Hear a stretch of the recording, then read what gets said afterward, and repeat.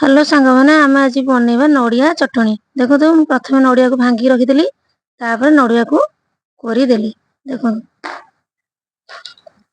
नड़िया को भल भाव करदेवे। देखो केमती करुची।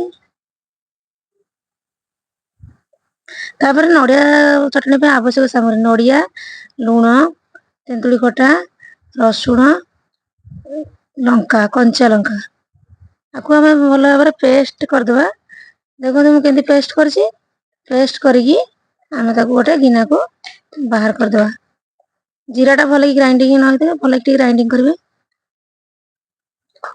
तापर आम कौन करवा कड़ाई रे तेल टिके पकाईदे।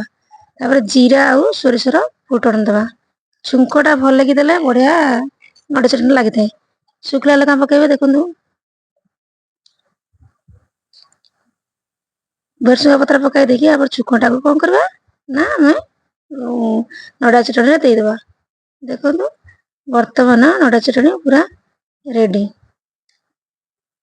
या पर आप कौन करवा ना या पर कौन करवा पुदीना पत्र को देकी सजाई देबा। देखो प्रस्तुत हो गला नड़िया चटनी।